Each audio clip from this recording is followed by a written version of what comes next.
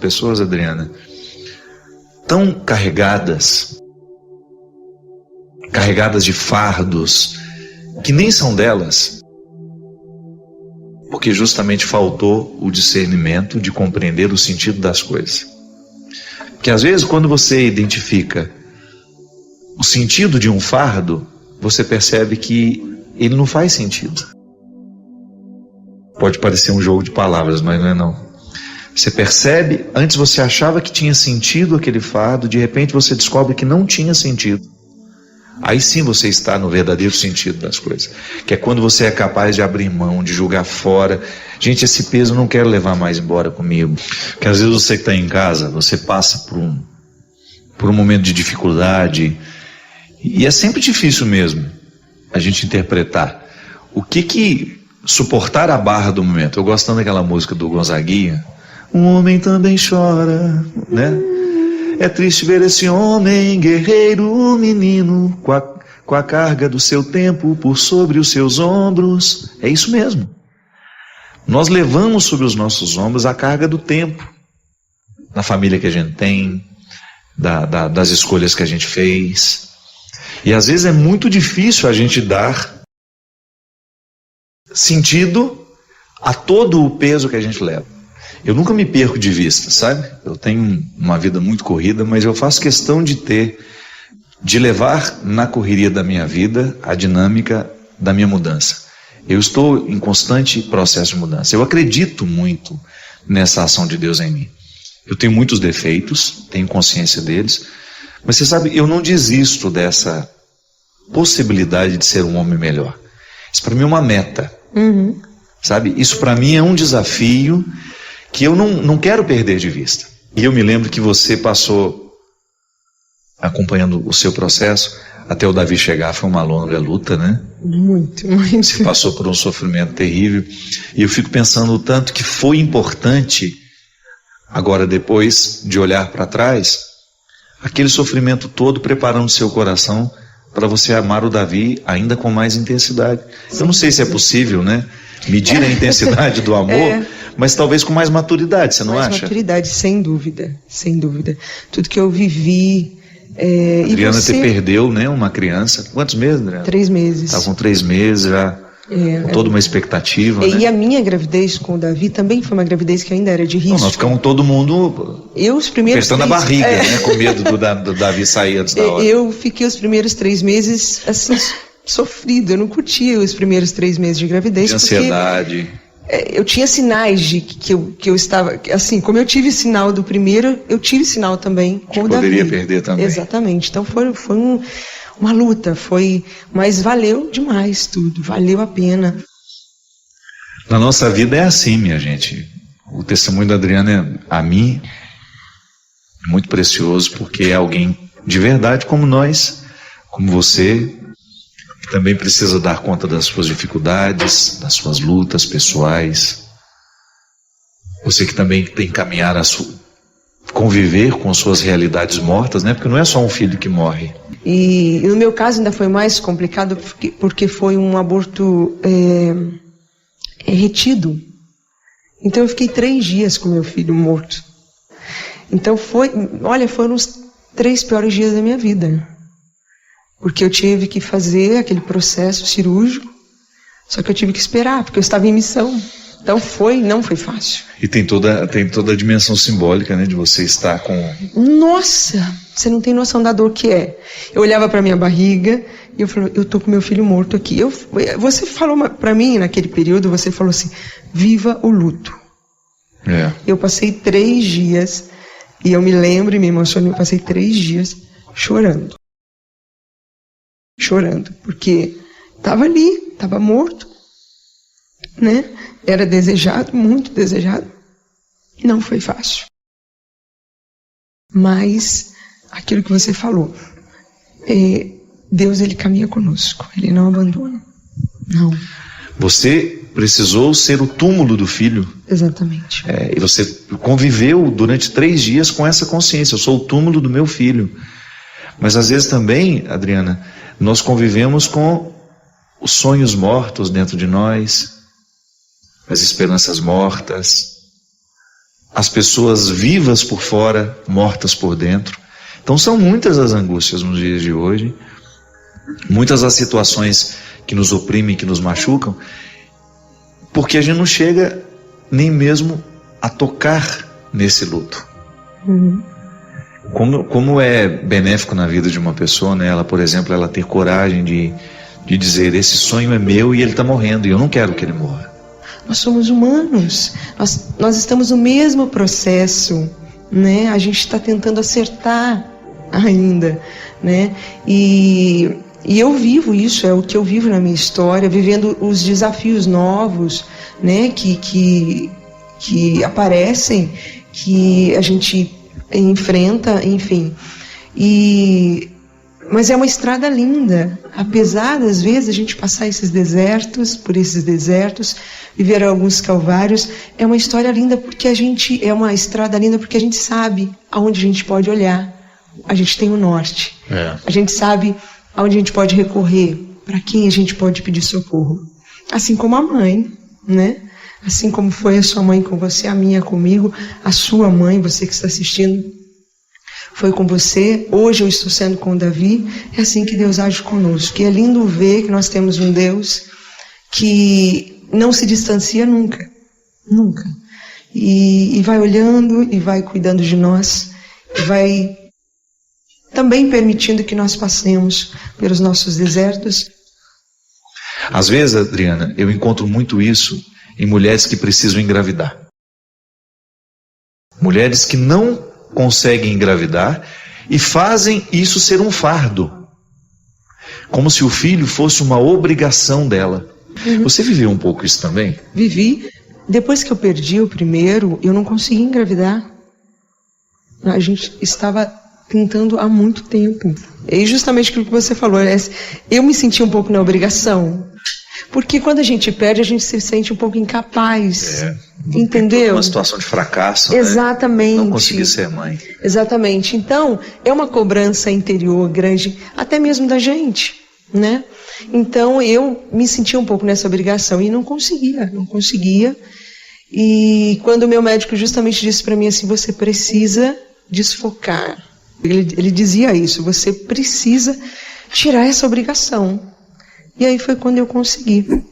E, claro, né, tem esse cuidado de Deus, que a gente sempre fala, mas também tem a minha parte que eu precisava fazer, que era deixar Deus agir, né?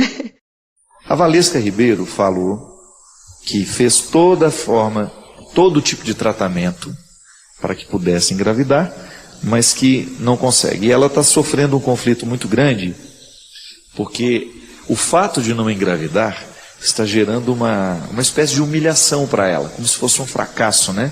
Como mulher. Ela está dizendo aqui: Padre Fábio, estou arrasada, humilhada, sinto uma tristeza muito profunda na minha alma. Como acreditar no amor de Deus como meu Pai?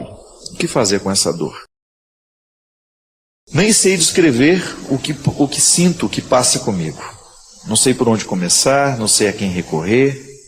E justo meu marido, que não tem nenhum problema, está privado de ter filhos por causa do meu problema, por causa da minha enfermidade. Fizemos um cadastro para adoção, mas é muito demorado e acaba se tornando torturante. Valesca, minha filha, primeira coisa, a gente tem que entender que a nossa natureza tem limites, né? Aliás, é por isso que nós somos criaturas. Isso é uma definição da antropologia. Toda criatura é naturalmente dotada de limites. Então, o meu corpo tem limites, o seu corpo tem limites. E, infelizmente, você tem esse limite. Você não consegue fecundar uma vida, gerar essa vida dentro de você. Minha filha, todo esse desgaste que você está vivendo, insistindo, e já sabendo que será impossível, precisa terminar imediatamente. Primeiro, você precisa parar de se sentir culpada, né? O nosso corpo tem limites, o seu tem este. Você não tem que se sentir pior que ninguém por causa deste limite. Existem pessoas que têm o limite de ter um câncer, por exemplo. Existem pessoas que têm o limite intelectual.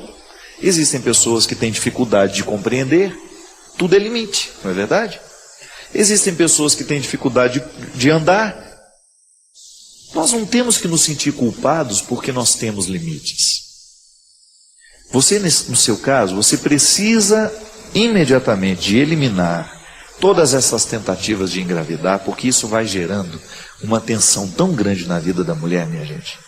Pode ser que não seja o seu caso, Valesca, que você já chegou a uma conclusão de que existe um problema muito sério que vai impossibilitar.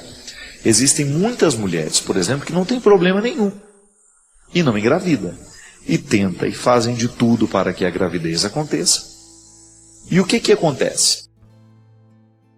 A tensão e a necessidade de vencer o limite acaba se transformando no principal obstáculo para que a fecundação se dê.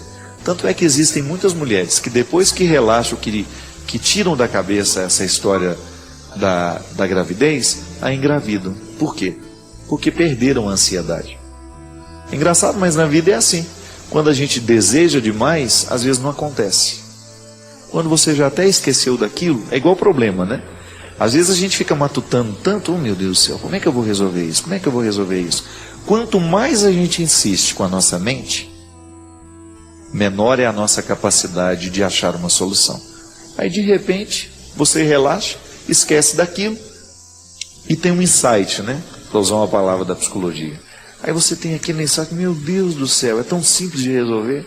Aí vai lá, constrói uma solução. Por quê? Porque o nosso cérebro que comanda tudo, quando ele sofre essa pressão, ele acaba bloqueando muito do funcionamento do corpo, porque está diretamente ligado a ele. É impressionante o tanto que a nossa cabeça comanda tudo mesmo, não tem jeito. Comanda o funcionamento do nosso corpo, passa pela nossa saúde mental. Mas às vezes nós pressionamos o nosso cérebro em busca de uma informação e a gente não tem. Aí você esquece daquilo, de repente o nome vem e a memória recobra aquela informação que estava perdida e que não foi recuperada justamente por causa da insistência. Valesca, não se sinta culpada, minha filha. Não consegue engravidar, tudo bem, vamos resolver, vamos virar essa página da sua vida e vamos tentar encaminhar um processo de adoção que é muito nobre. E tenha certeza que um filho adotado, da maneira certa, vai ter todo o carinho, você vai se sentir mãe da mesma forma. Volto a dizer aqui, já disse muitas vezes, maternidade não é exercício de biologia só, mas é muito mais o comprometimento que você estabelece com aquela criatura quando você traz para dentro da sua casa e vai encher a sua vida de amor, a vida do seu marido, que também, por te amar, saberá compreender os seus limites, porque todo mundo que ama compreende os limites. A Valesca Ribeiro falou que fez todo tipo de tratamento para que pudesse engravidar, mas que não consegue. E ela está sofrendo um conflito muito grande, porque o fato de não engravidar está gerando uma espécie de humilhação para ela, como se fosse um fracasso, né? Como mulher. Ela está dizendo aqui, Padre Fábio, estou arrasada, humilhada, sinto uma tristeza muito profunda na minha alma. Como acreditar no amor de Deus como meu Pai? O que fazer com essa dor? Nem sei descrever o que sinto, o que passa comigo. Não sei por onde começar, não sei a quem recorrer. E justo meu marido, que não tem nenhum problema, está privado de ter filhos por causa do meu problema, por causa da minha enfermidade. Fizemos um cadastro para adoção, mas é muito demorado e acaba se tornando torturante. Valesca, minha filha, primeira coisa, a gente tem que entender que a nossa natureza tem limites, né? Aliás, é por isso que nós somos criaturas. Isso é uma definição da antropologia. Toda criatura é naturalmente dotada de limites. Então, o meu corpo tem limites, o seu corpo tem limites.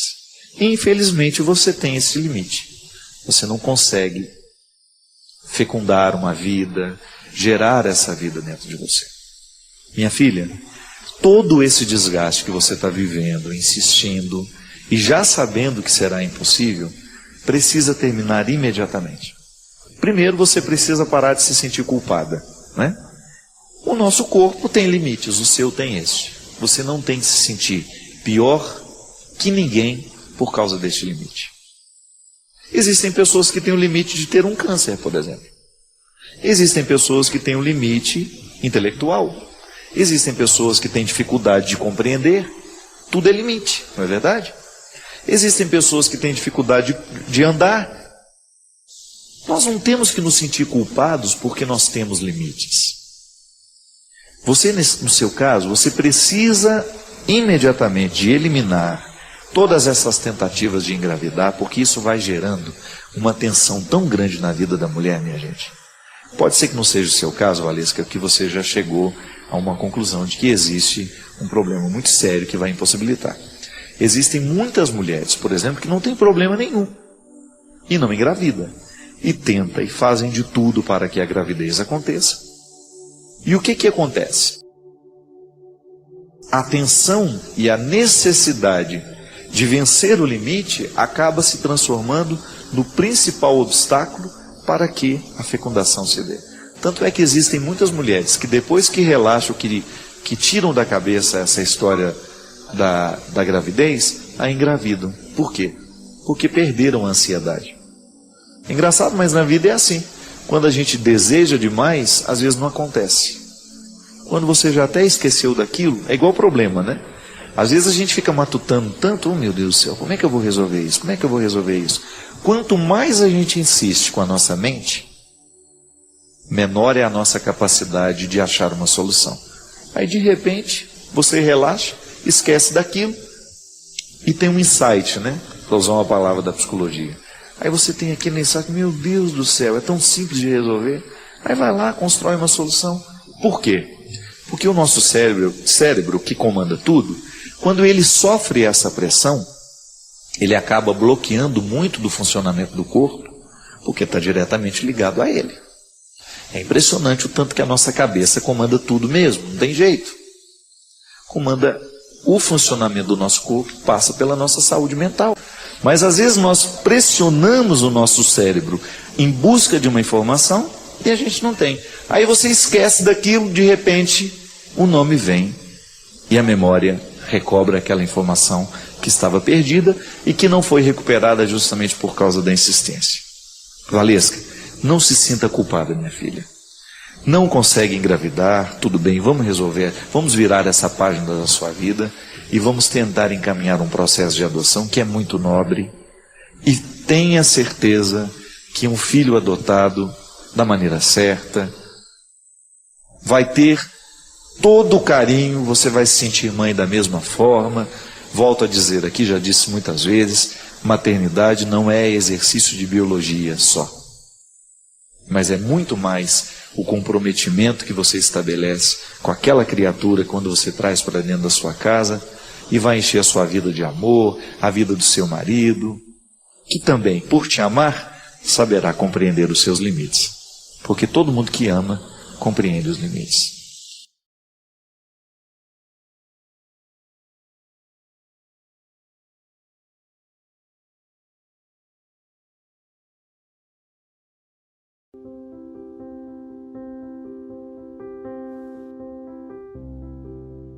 Apesar do meu pecado, apesar da minha fraqueza, eu tudo posso naquele que me fortalece. Todas as fraquezas de Adão estão presentes dentro de mim, eu as reconheço no meu dia a dia. Sou ciumento, sou possessivo, sou egoísta, sou mentiroso, sou desonesto. Não é assim? Sem nenhuma hipocrisia, todos nós humanos não podemos dizer que em algum momento da nossa vida nós somos isso? Sem medo de errar. Você também já mentiu, você também já foi desonesto, você também já foi fofoqueiro. Só que nós somos convidados a viver de um outro jeito. Apesar de todas essas fraquezas estarem em mim e em você, nós somos convidados a dar um passo na direção de um ser humano melhor, que não é só o nosso esforço. É claro que o nosso esforço conta nessa história, mas é a graça de Deus agindo sobre o nosso esforço que nos dá o direito de dizer: tudo posso naquele que me fortalece. Porque nós não temos o direito de ficar desanimados. Toda vez que nós estivermos acabrunhados pelo nosso pecado, pelos malefícios da nossa tendência à mesquinharia, a tendência àquilo que é ruim, nós precisamos nos recordar da voz de Jesus a nos chamar e a nos convocar para que a gente possa chegar ao lugar que Ele preparou para nós. Você ainda não chegou nem à metade daquilo que Deus preparou para você.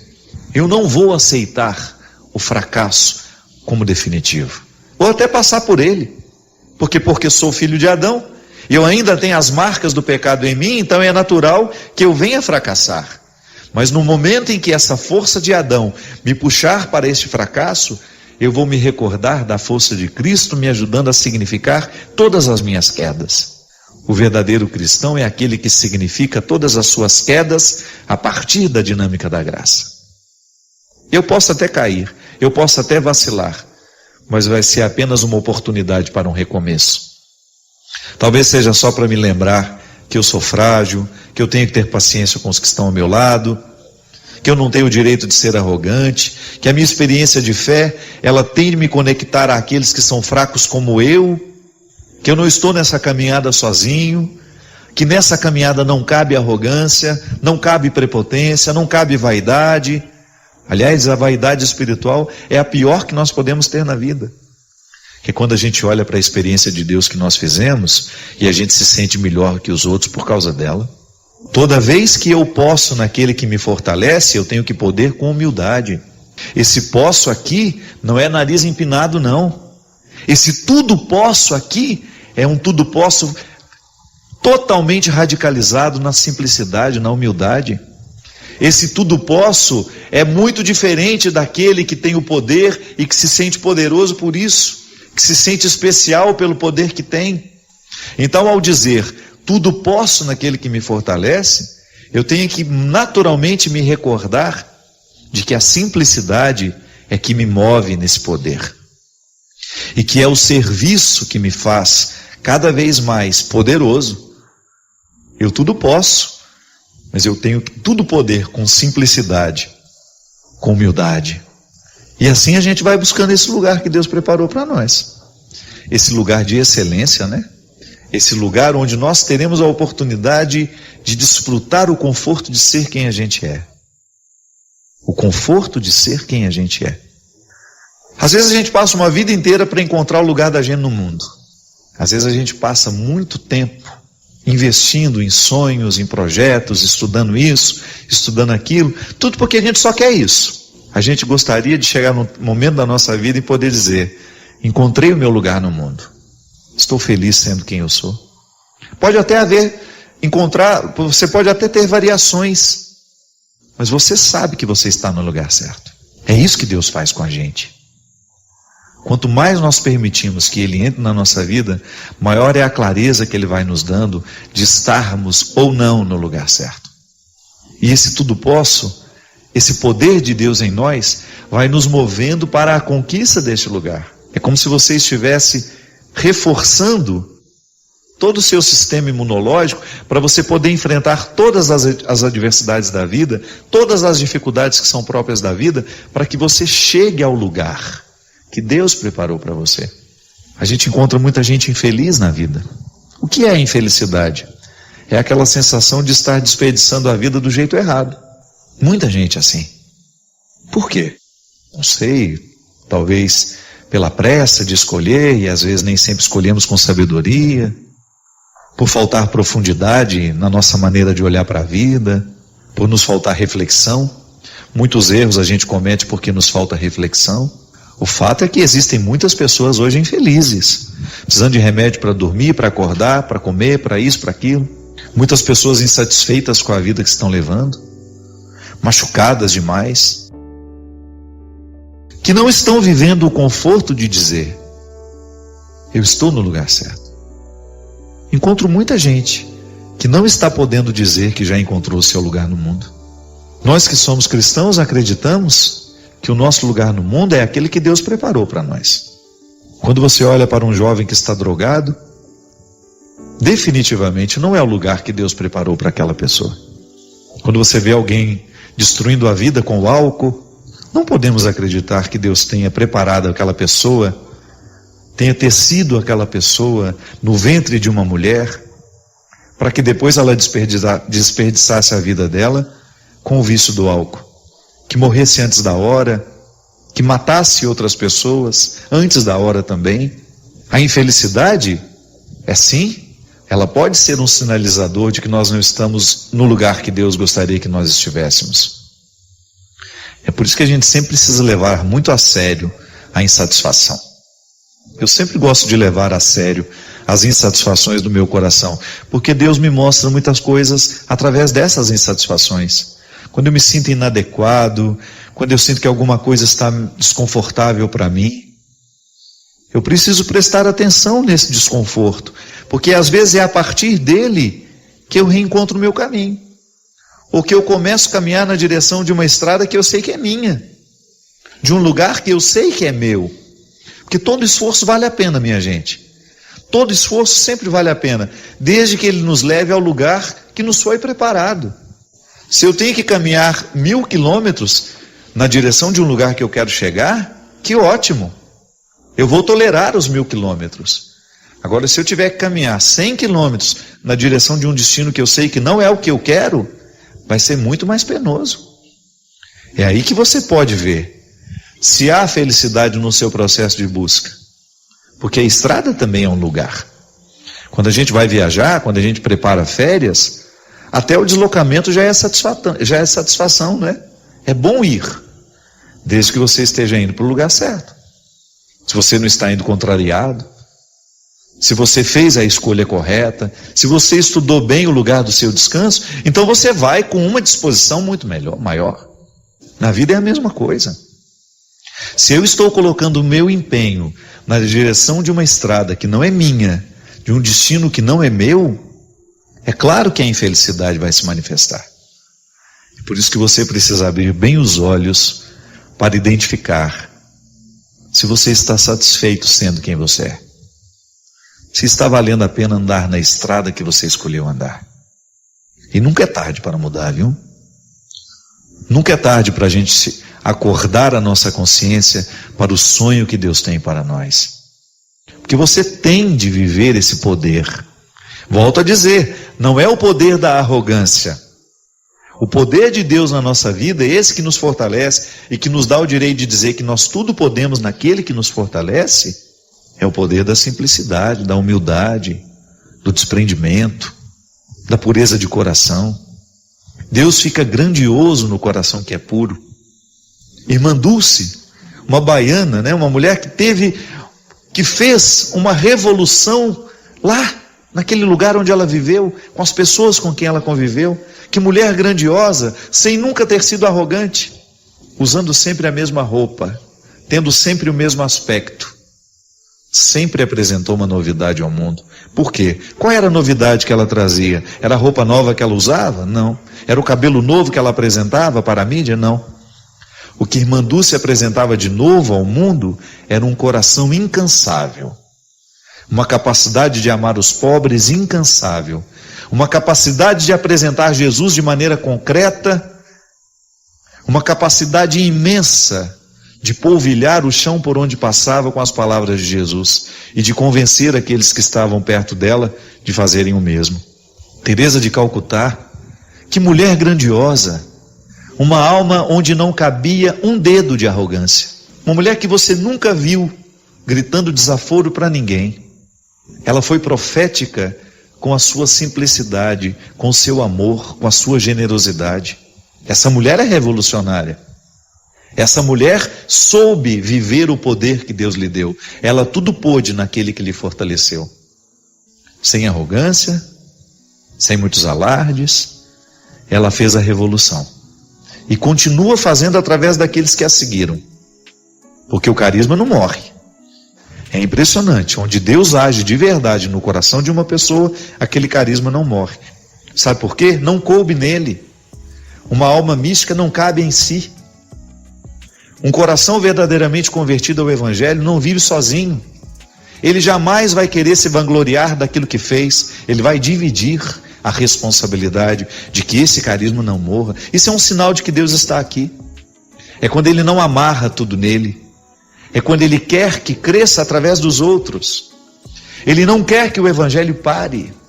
Isso é alma mística, isso é alma grandiosa. E nós precisamos aprender o tempo todo. Porque eu, você, nós aí nas nossas paróquias, como nós somos mesquinhos, como nós queremos amarrar as coisas em nós.